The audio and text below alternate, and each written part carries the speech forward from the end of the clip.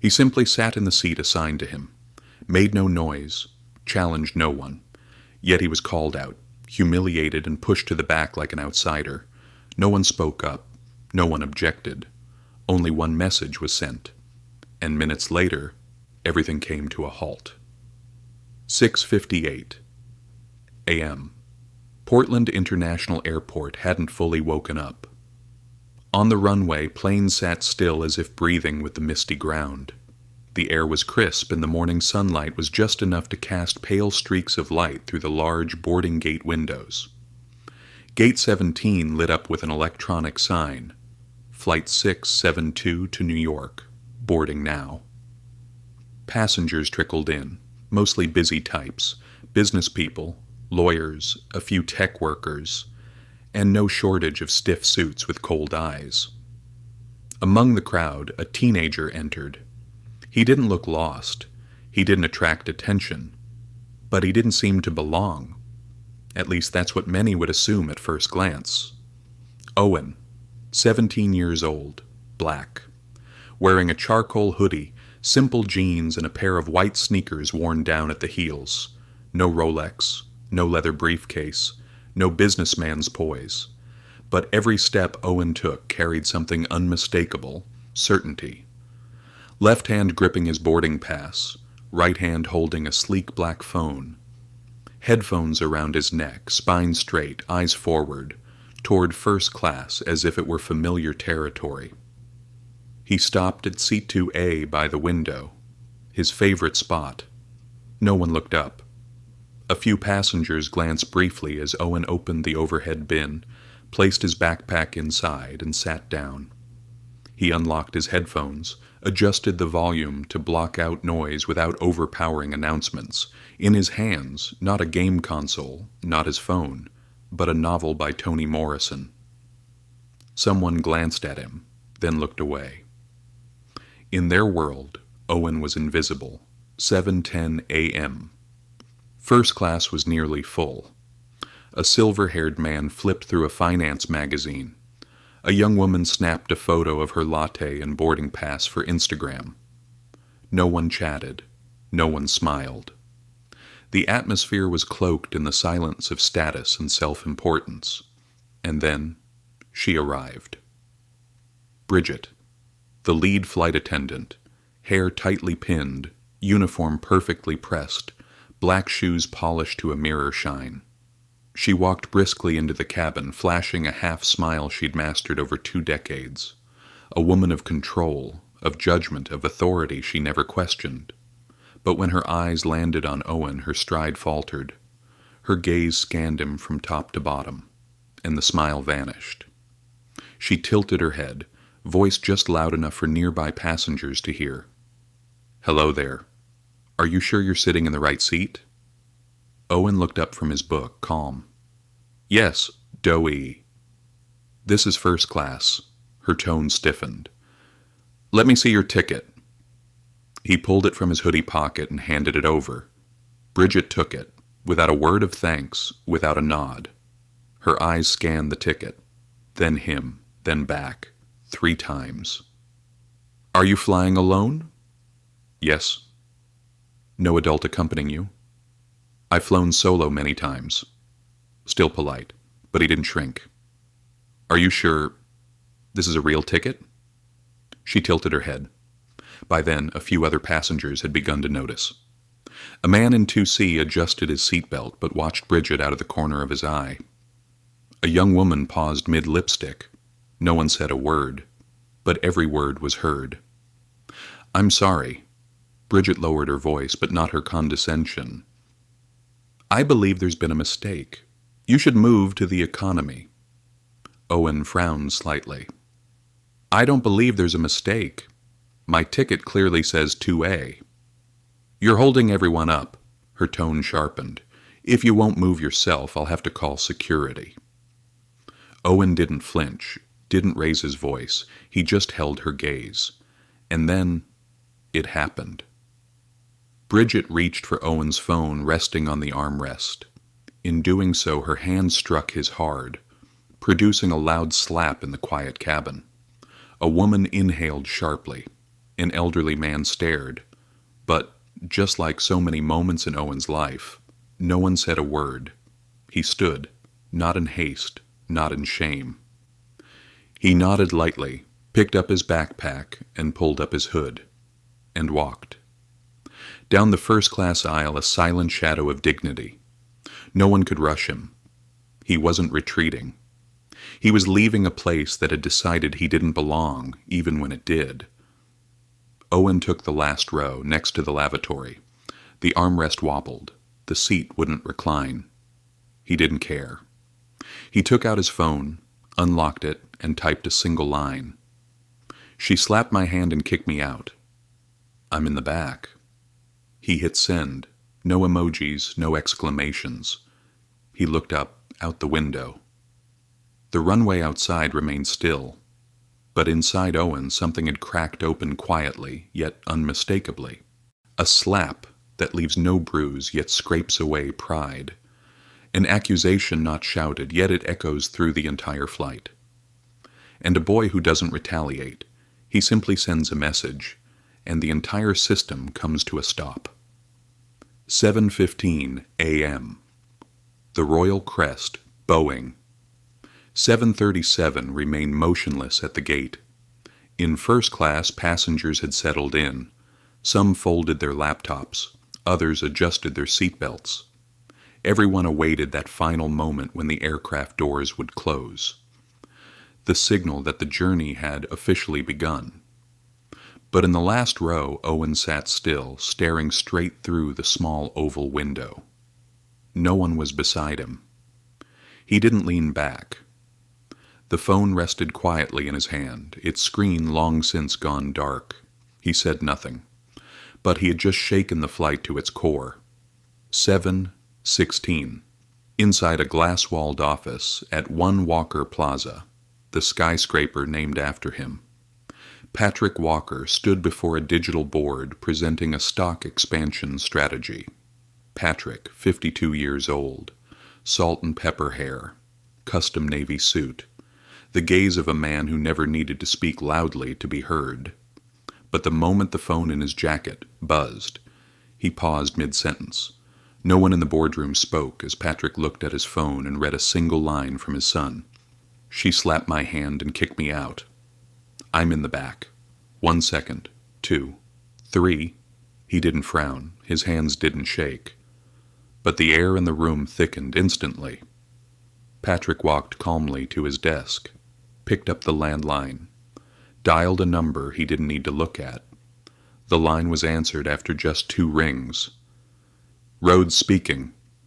Ground flight 672. Seat 2A. There's a situation. Yes, sir. No further questions. 7:18. Back on the plane, Bridget, the lead flight attendant, stood in the front galley, rewarding herself with a cup of coffee after what she thought was a swift resolution. Cup in hand, Bridget smiled, the smug kind of smile worn by those who believe they're the ones maintaining order. A kid like that in first class? He swapped tickets, she murmured. Beside her, Taylor, the younger, more empathetic attendant, hesitated before speaking. I think he had the right ticket. I saw the seat number. Bridget paused, raising an eyebrow. Taylor, did you see how he was dressed? Hoodie, sneakers.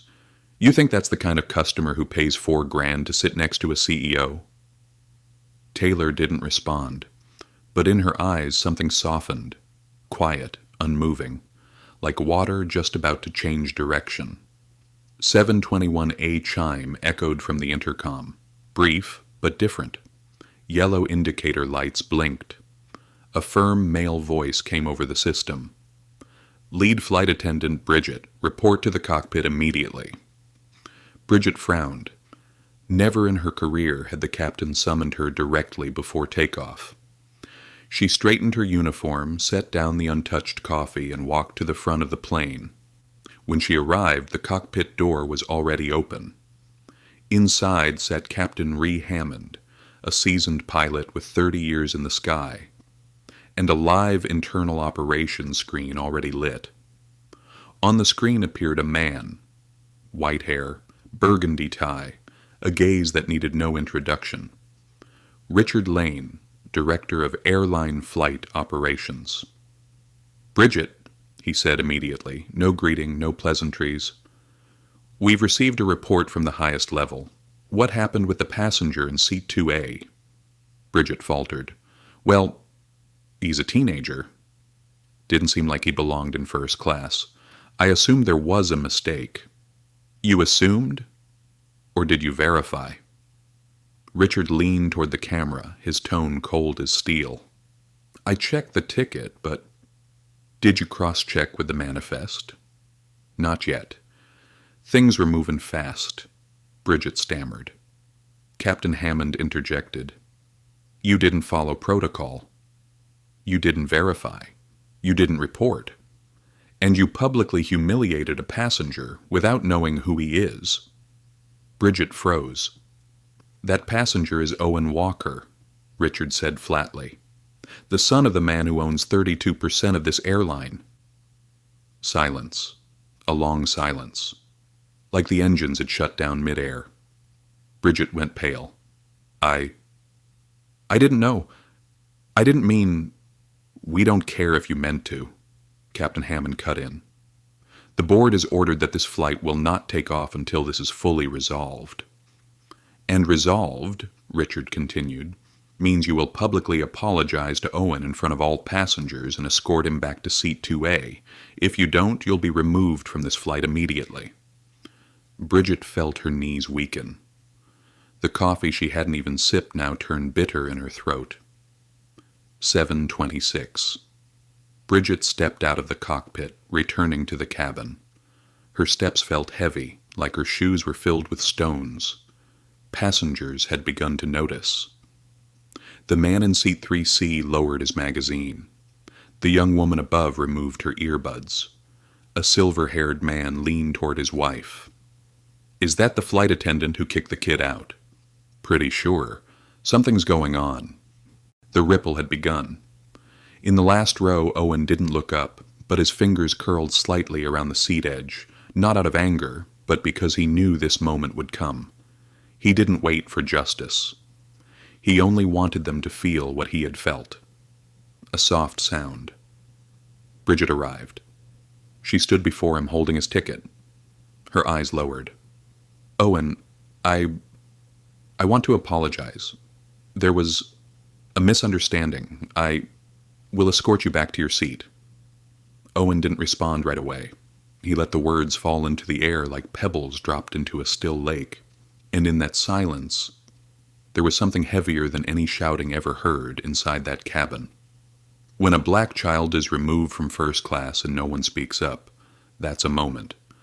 But when the entire flight watches him return and still stays silent, that's a choice. 7:27 a.m. The economy cabin of Royal Crest, Flight 672, was silent. Not the comfortable kind of silence where passengers wait for takeoff, but the uneasy quiet of people pretending not to know, while every one of them did. In the last row, Owen remained still. Headphones coiled around his neck, phone resting lightly in his palm. He typed nothing further. Everything that needed saying had been in that one message. Footsteps approached, waited, deliberate. He didn't need to look to know who it was. Then came the familiar voice, this time quieter, softer, but still hollow. "Mr. Walker, I apologize for the earlier inconvenience. There was a bit of a mix-up." A few nearby passengers turned their heads. A man in seat 32B lowered his phone. A middle-aged woman gripped her husband's hand. No one said anything, but they all listened. "I've been instructed to escort you back to seat 2A, Bridget continued, trying to steady her voice. "If there's anything you need, I'll assist you." Owen didn't look up right away. He kept his eyes on the window, as if searching for something beyond the plane, or deep within himself. A pause. 7:28. Bridget stood waiting.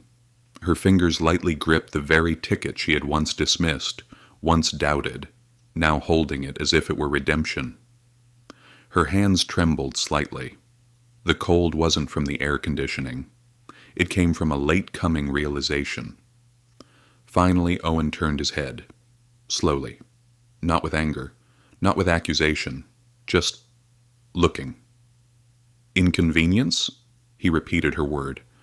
You call being publicly humiliated an inconvenience? Bridget opened her mouth to reply, but Owen spoke again, his voice still soft. You didn't make a mistake. You looked at me and decided I didn't belong. No one interrupted. No one rushed in to diffuse the tension. The flight was full, but not a soul inserted themselves into the exchange, because they knew.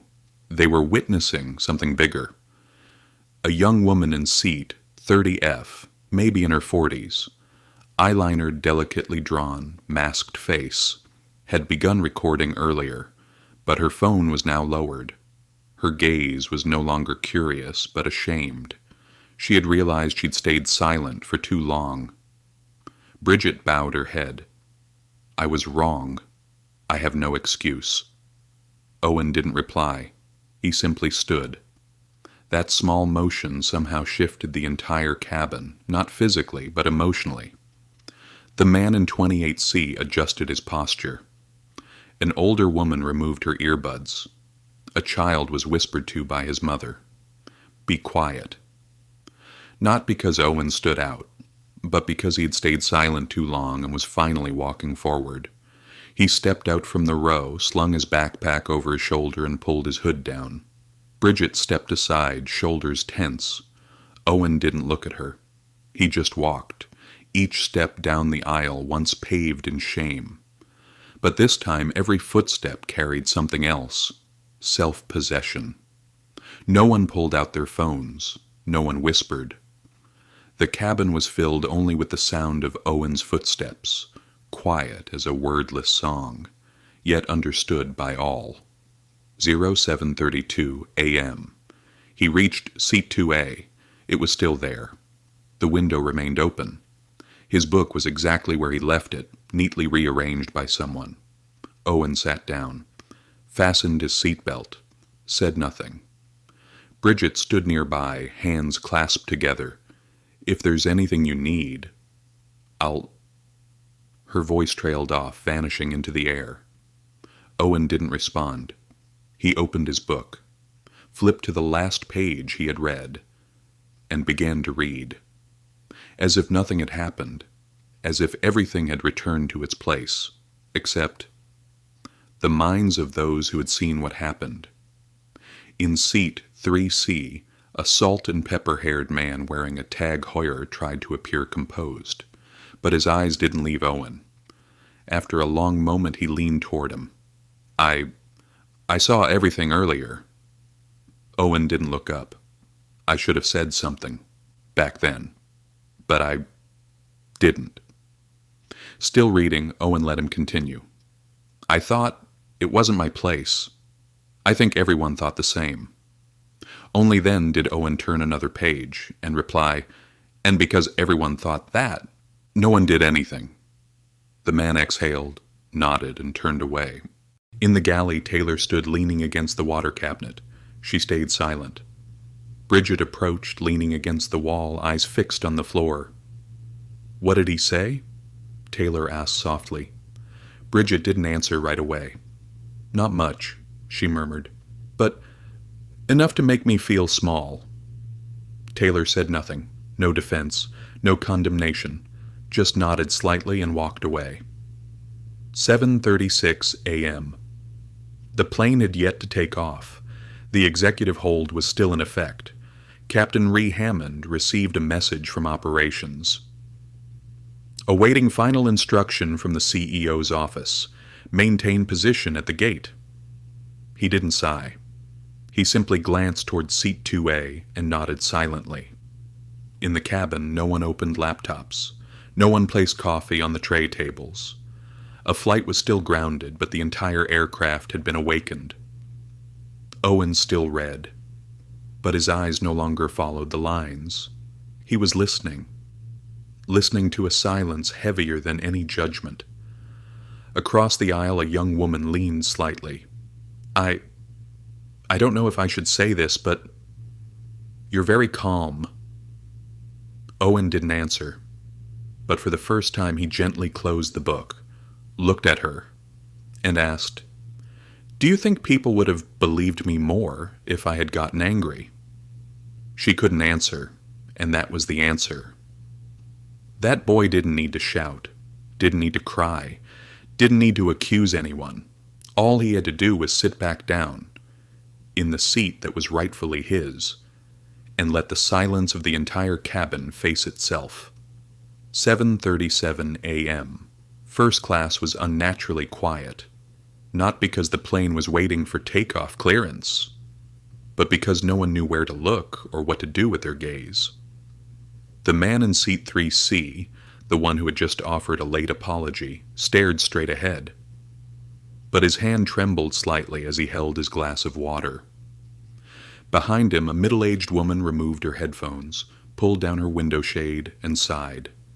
There wasn't a single person who didn't feel it, the weight of witnessing something wrong, and doing absolutely nothing. Owen sat upright, his book open in his lap, but he wasn't reading. His eyes weren't on the page. They were quietly watching the reactions of a miniature society inside this aircraft. 7:38 a.m. Woman in a white blazer, seated in 4B, leaned toward Owen. Her voice was barely a breeze. I just wanted to say you handled this incredibly calmly, more than I think most adults could have." Owen looked up, not coldly, not warmly, just with a composed gaze. "Calm isn't a choice," he said quietly. "Sometimes. It's the only way not to be called a threat." She paused, then nodded. "I understand. Not soon enough, but I do." 7:40 a.m. In the galley, Bridget stood alone. Taylor, busy reordering the medical kit out of habit, glanced over and caught a glimpse of Bridget's face. No longer smug like before. Bridget stared into the small mirror taped to the galley wall. The face looking back at her felt unfamiliar. "I used to think I was fair," she said, not to anyone in particular. "I thought as long as I was polite, followed procedure, then I couldn't be wrong." Taylor didn't interrupt.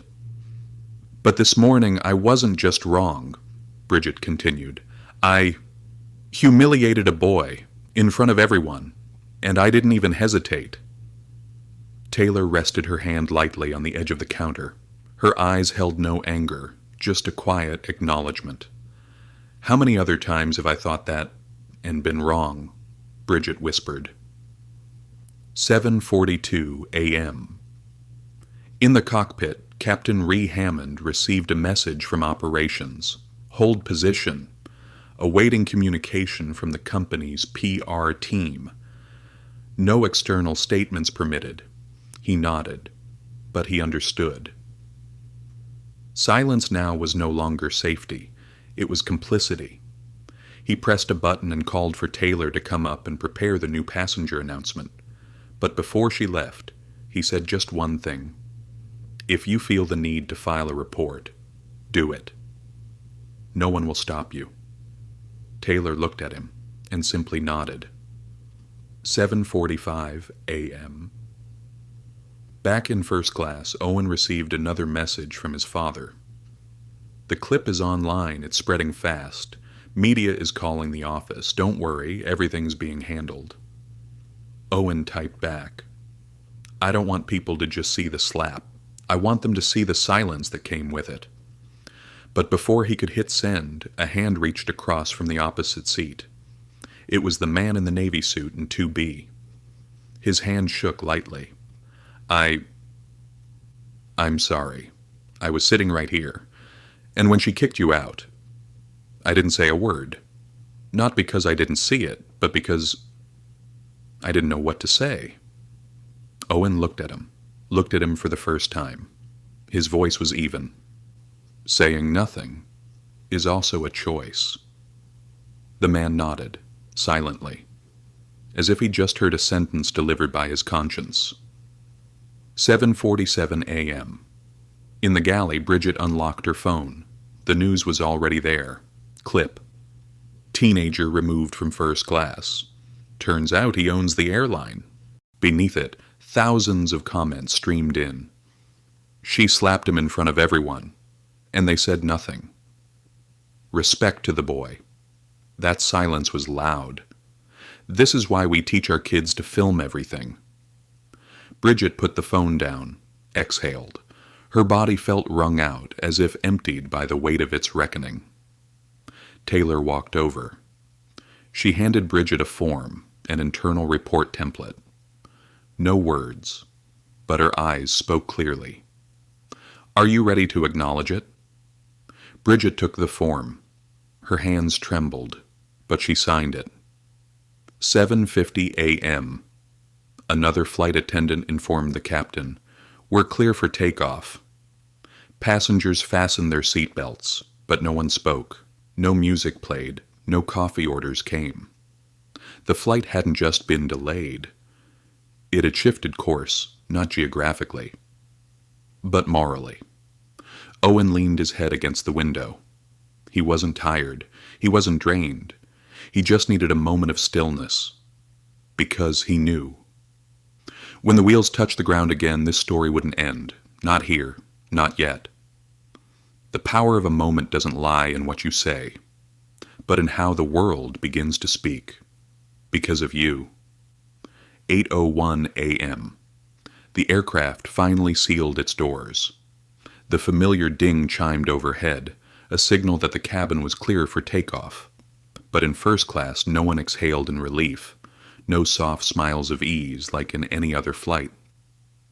Everyone knew. This plane was no longer just a mode of transportation. It had become a tremor, a reckoning. In seat 2A, Owen leaned gently against the window. But he didn't find the usual peace there. What was happening outside had already slipped in, through every message, every glance, every pause. His phone buzzed for the 13th time in the past 30 minutes. All unknown numbers. But he could guess. Reporters, bloggers, maybe even influencers. He hadn't replied to a single one. But he knew. Silence now was no longer personal. 8:03 a.m. In a boardroom on the 42nd floor of Royal Crest's corporate headquarters. The PR director sat frozen before a screen replaying the viral clip.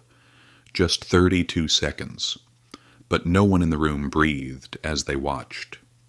Bridget's voice echoed in the video. "I don't know where you got this ticket from, but you need to return to the back cabin." Then the faint sound of a slap, as her hand collided with Owen's. In the clip, Owen didn't react.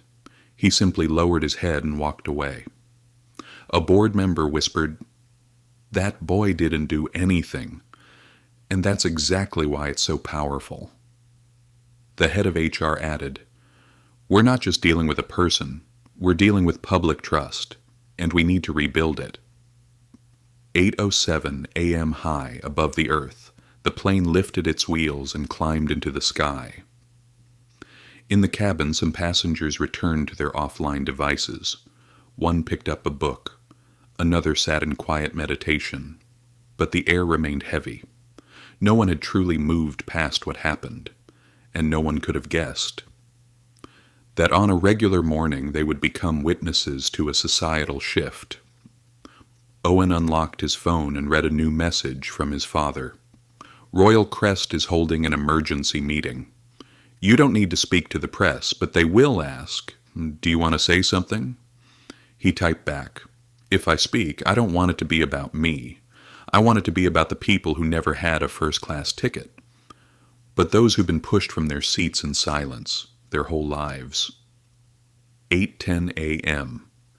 In seat 3D, a woman in her 60s, silver hair braided wearing a hand-knit cardigan, leaned gently toward Owen. "Young man," she said, voice trembling but clear, "I want to apologize, not for what I did, but for what I didn't do." Owen looked up. This time his eyes softened. No one's used to standing up in a cabin full of people looking away, she continued. Her eyes were misty. But today I learned, sometimes the right thing isn't the comfortable thing. Owen nodded gently, then whispered, and a whisper is still a voice, if it's honest. 8:12 a.m. Bridget sat alone in the rear crew quarters. Her face was no longer red with rage, nor trembling from fear of losing her job. Her face was pale, pale like the sheet of paper Taylor had just handed her. An internal self-report form. She hadn't written anything. Taylor still stood there, saying nothing, but she asked one question. Did you ever think, maybe I'm sorry isn't enough anymore? Bridget answered softly. I thought being polite was enough. But today I realized I never truly understood what respect means. 8:15 a.m. In seat 2A, Owen received a notification from his father's assistant. We're drafting the official press release for the next 2 hours. You can include a personal statement if you wish. He thought for a moment, then opened the Notes app on his phone and began typing. This isn't the first time I've been treated like I didn't belong. But this is the first time I didn't walk away, and the whole world had to turn back and look. 8:20 a.m. The plane leveled at 35,000 feet. Flight attendants began to serve water. Taylor walked toward Owen's seat. Would you like anything? She asked quietly. Owen looked up. For the first time he smiled slightly. Not out of joy, but out of knowing. You saw it, from the beginning. Taylor nodded. But you didn't speak, he added. Now I will, she said. When the world finally starts listening, what will you do with the voice you once kept hidden? 08:22 a.m. Royal Crest Flight 672 was now gliding above the highest layer of clouds. Sunlight slanted through the window panels, casting strange shapes across the polished floors of first class. Owen remained in seat 2A. His posture is upright, book still open. But clearly no one had been able to read a single line for a while. His phone buzzed for the 19th time. This time it wasn't a journalist. It was his father's private assistant. Owen, 3 national networks want to interview you upon landing. CNN, ABC, and an independent podcast on racial justice. You don't have to say yes, but they won't stop looking for you. Owen read the message. Didn't respond right away. He was not the kind who craved attention. Not someone used to cameras, not someone who needed praise. But this time he no longer had the option of hiding behind silence. In seat 3B, a middle-aged man was reading a printed newspaper, the only physical copy he had brought. Beneath a headline, Boy Wrongfully Removed from First Class. Airline Faces Public Fury. The article didn't just recount the incident. It listed case after case where people of color were questioned, removed from legitimate seats or dismissed in their complaints. But no one listened. The man looked up, glanced at Owen. His eyes were full of thought, as if, for the first time in his life, he saw the gap he had always overlooked. 8:25 a.m. In the galley, Taylor was handwriting her incident report. She wrote the final paragraph slowly, deliberately. I didn't speak when Bridget insulted the passenger in 2A. I saw, I heard, and I chose silence. I accept responsibility for that choice. She didn't write as an employee afraid of being fired. She wrote as a human being who chose to stand still while the world tilted wrong. Bridget sat a few feet away. She hadn't written anything yet. Her eyes were no longer panicked, but they hadn't fully cleared either. 8:29 a.m. Owen received a message from his mother. She rarely texted him during work hours. I'm proud of you, but you don't need to carry the whole world. Just don't lose yourself. He sat in silence for a long time after reading it, because for the first time he wasn't sure who himself was anymore. He had once been a quiet, thoughtful boy, the kind who avoided attention. He liked windows. He liked reading. He liked silence. But now his silence had been turned into a voice by the world, and the question pressing into his chest was, can I stay quiet when everyone else needs someone to speak? 8:34 a.m. At Royal Crest's executive offices, the emergency meeting continued. The head of communications read aloud a draft press statement. Royal Crest Airlines commits to a full review of the incident involving passenger Owen Walker. Discriminatory behavior will not be tolerated at any level. A board member interrupted. This statement is empty. People don't want a generic apology. They want to see real change. Another voice, head of staff training, added, we need more than that. We need Owen to say something, not for PR. For the people who felt pushed to the back their whole lives, with no one speaking up. 8:38 a.m. Owen reopened his notes app. The draft was still there.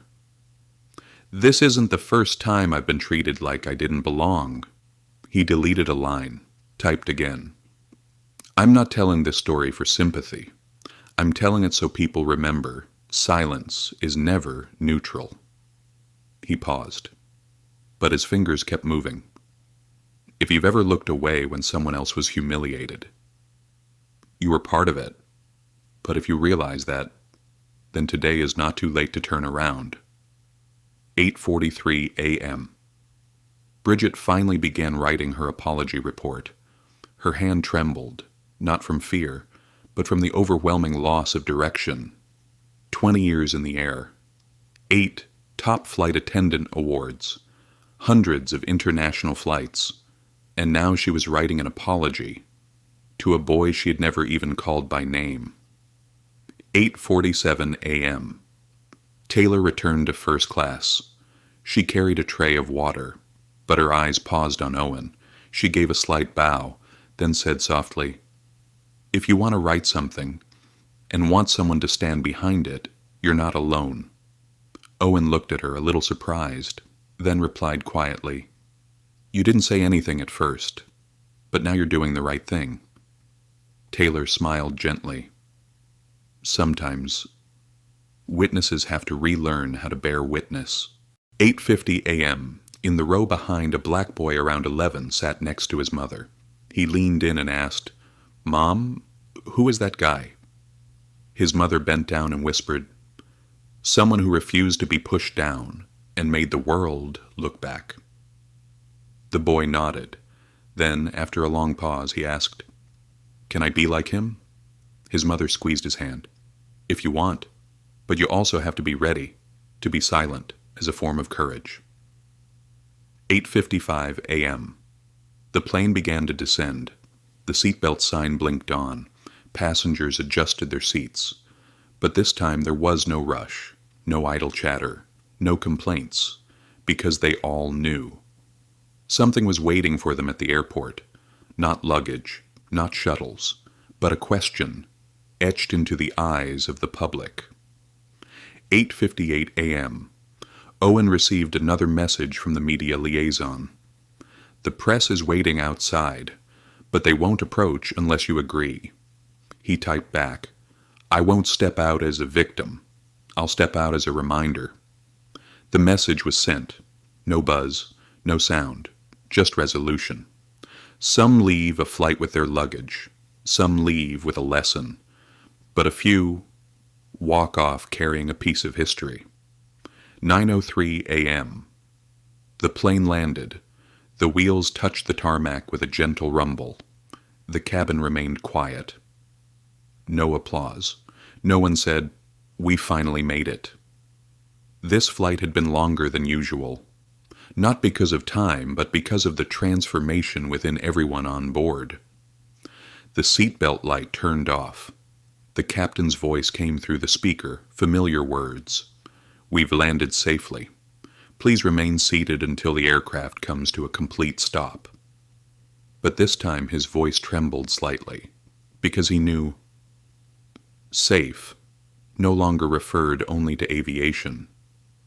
Owen stayed seated, seat 2A, where everything began. His hand gently gripped the strap of the backpack on his lap. His heart wasn't racing, but something weighed heavier than gravity. A call from his father lit up the screen. He didn't answer, just read the message.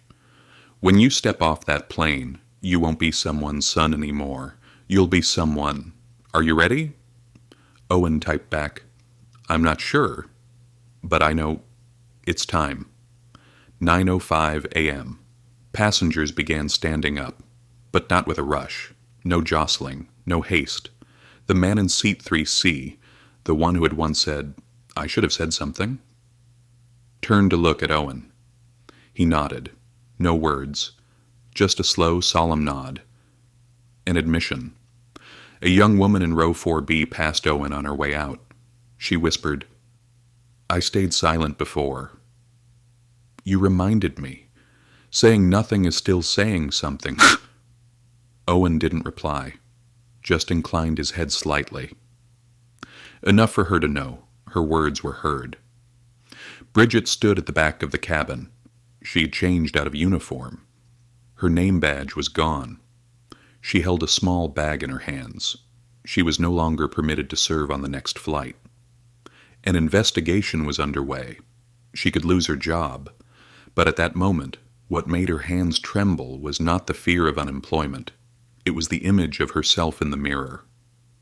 For the first time, she saw she was wrong. Taylor stood at the front cabin door, ready to bid farewell to each passenger. Today, every person who passed her was different, quieter, their gaze lingering longer.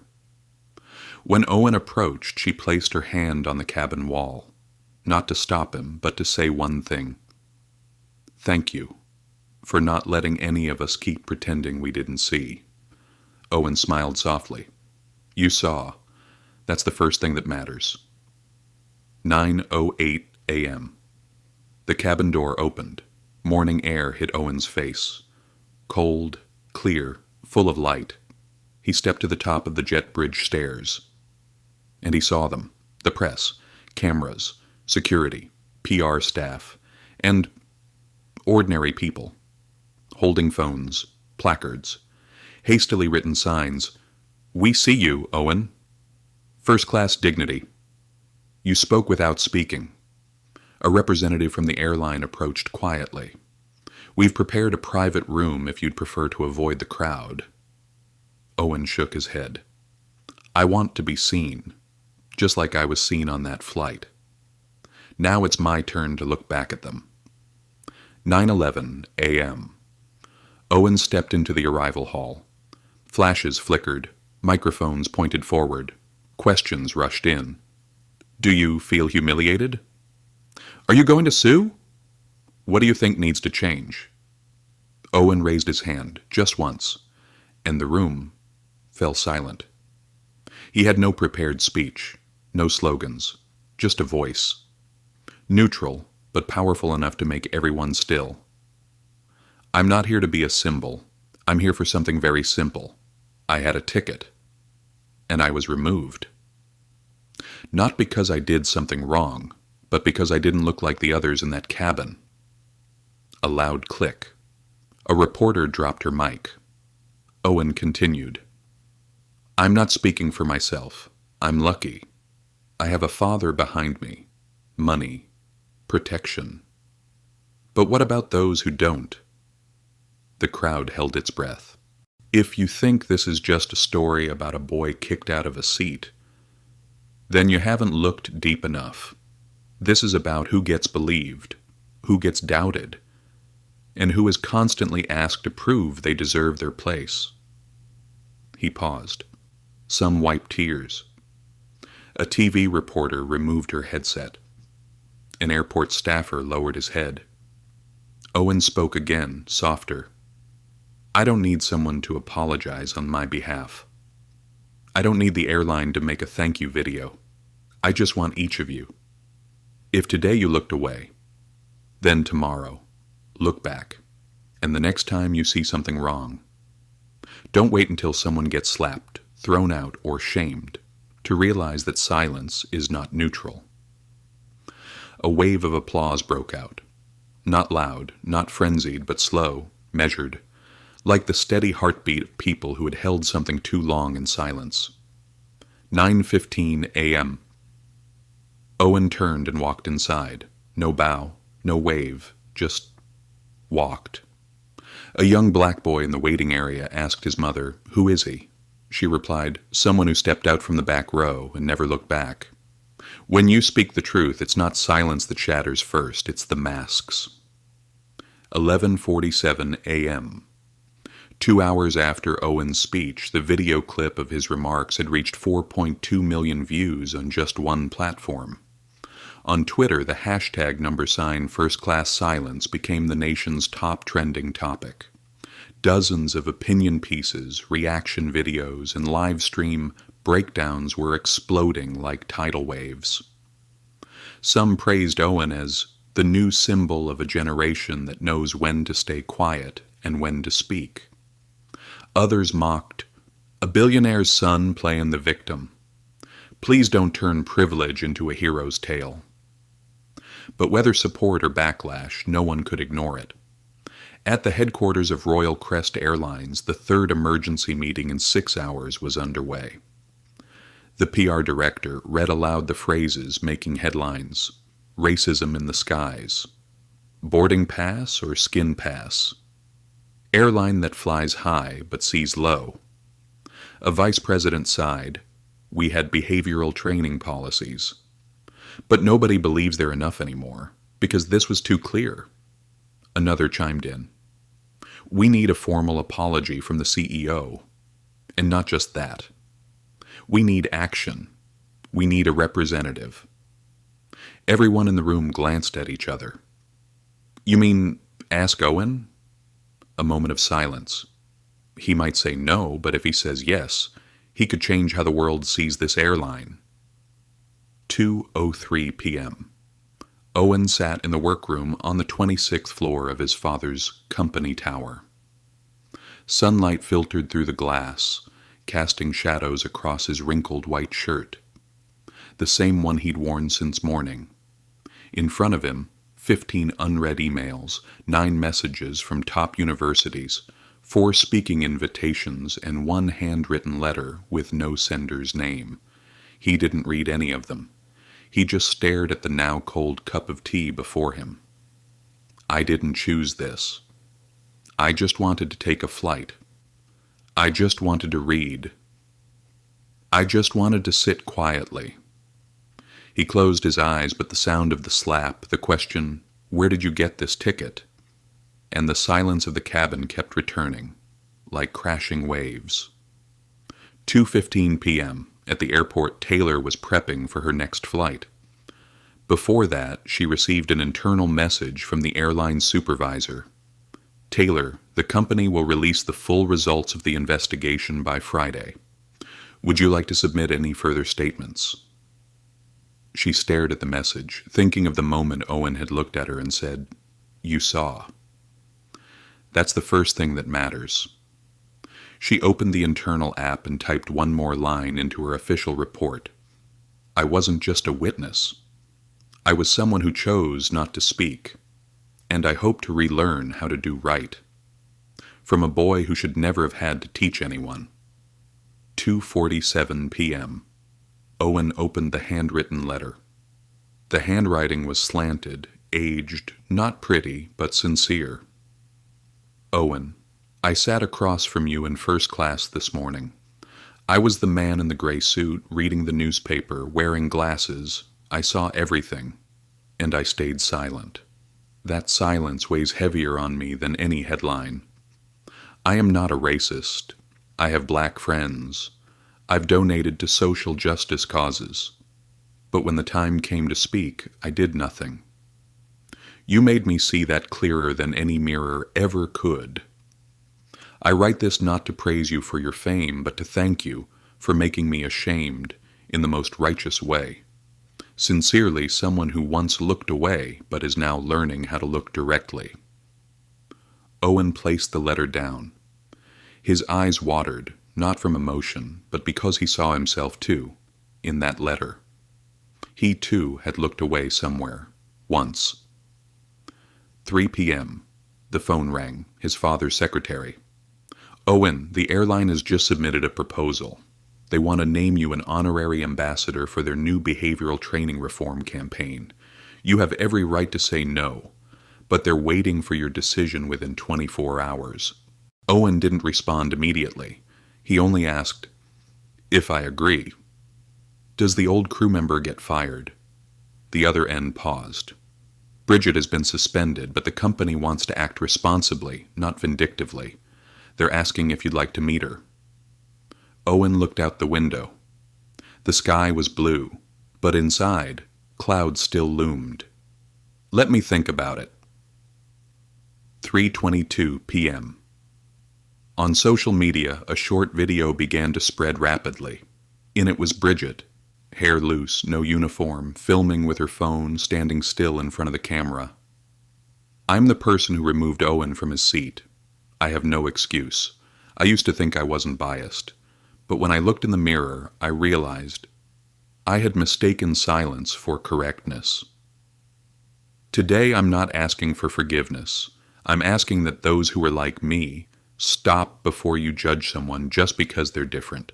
I was wrong, and I accept that."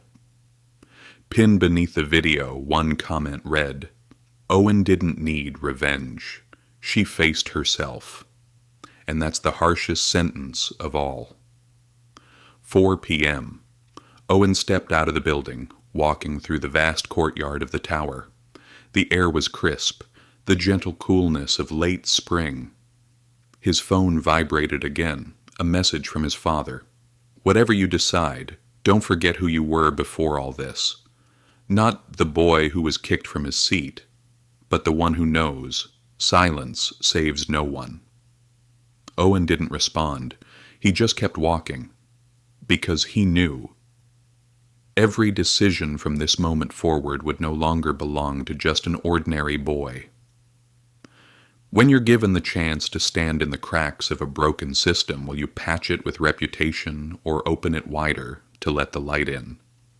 Thursday, 9:03 a.m. Owen stepped out of the elevator on the 51st floor of Royal Crest HQ.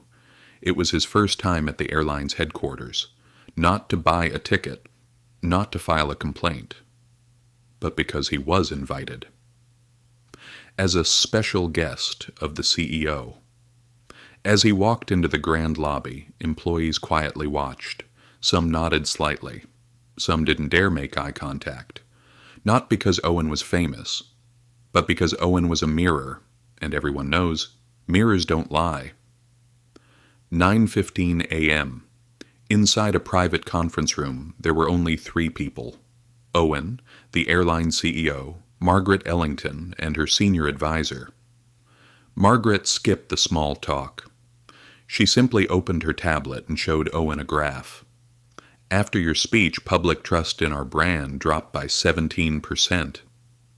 But at the same time, enrollment in our new anti-bias training program rose by 9 times. She looked up, her eyes betraying fatigue. "You made people listen." Owen sat upright, not proud, not shy. "Because I was once forced to stay silent," he replied. "So when I finally spoke, it echoed."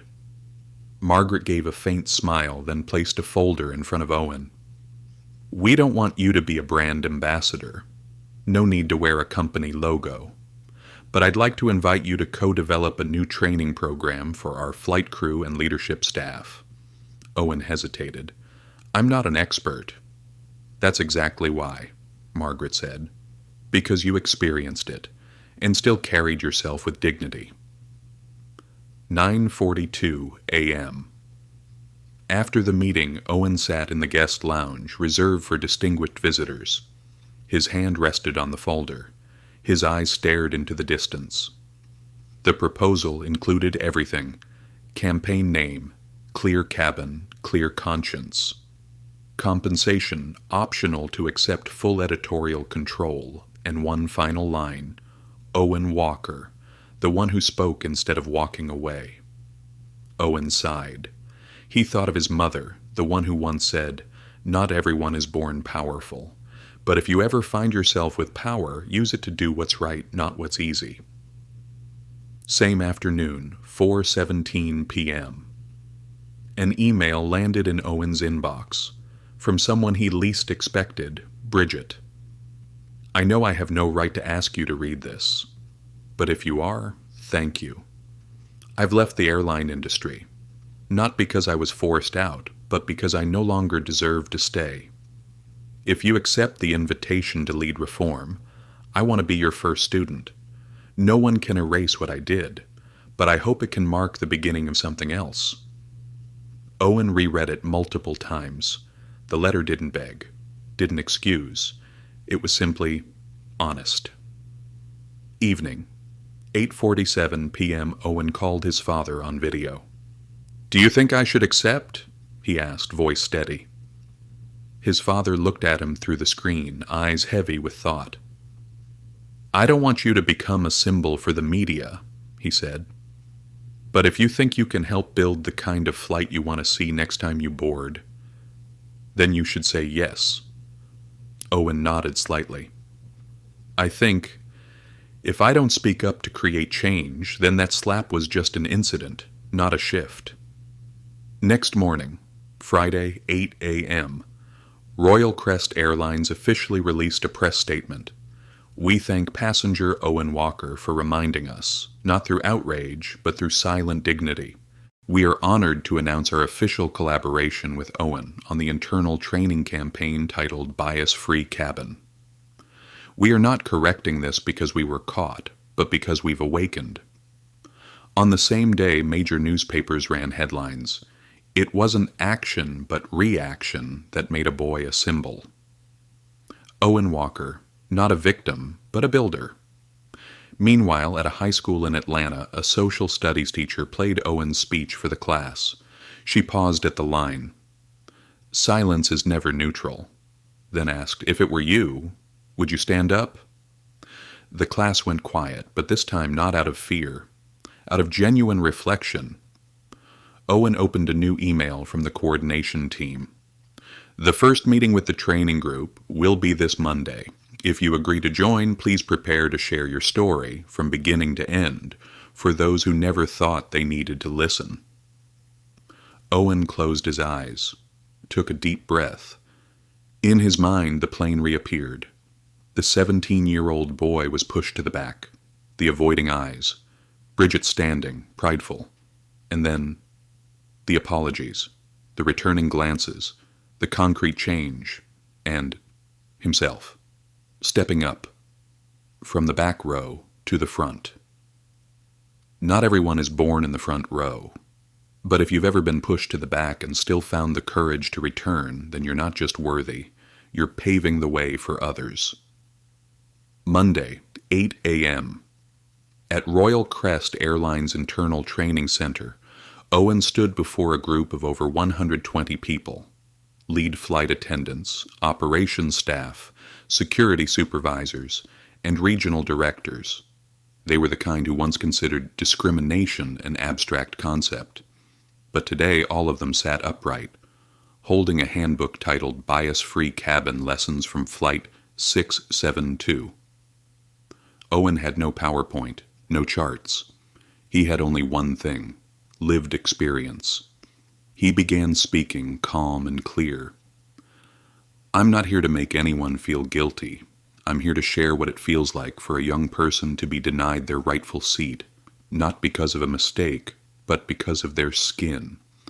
I don't need your sympathy. I need you to understand that every suspicious glance you cast can create an entire world of rejection." In the second row, Taylor sat with her back straight. Her eyes never left Owen. When he paused for 3 seconds, the entire room held its breath. This silence was different from the one on the plane. It wasn't complicit. It was attentive. 10:20 a.m. An older flight attendant named Valerie stood up, her voice trembling. "I've done something similar. Not intentionally, but I judged passengers based on how they dressed, the way they spoke. No one ever called me out. But today, I'm calling myself out. Thank you, Owen. Not just for the lesson, but for being the mirror. The session ended with a 90-second standing ovation. No one prompted it. No one initiated it. It was simply the response of a room full of people who had once turned their backs and now chose to turn around. The next day, 9:47 a.m. Owen returned to the airport for the first time since that day, but this time not to fly. He came to participate in a secret internal audit designed to test frontline staff's responses to certain passengers. Owen wore the same black hoodie, carried the same old backpack, and wore the same canvas sneakers. No one was told he'd be there. At the check-in counter, a young employee smiled. "Good morning, sir. How can I assist you today?" No suspicious stares. No. "Are you traveling alone?" Just courtesy. Just the normalization of what was once considered abnormal. Owen nodded. "I'd like to check something." "Your ticket?" "Number I want to check. How our system reacts when it sees someone who was once dismissed."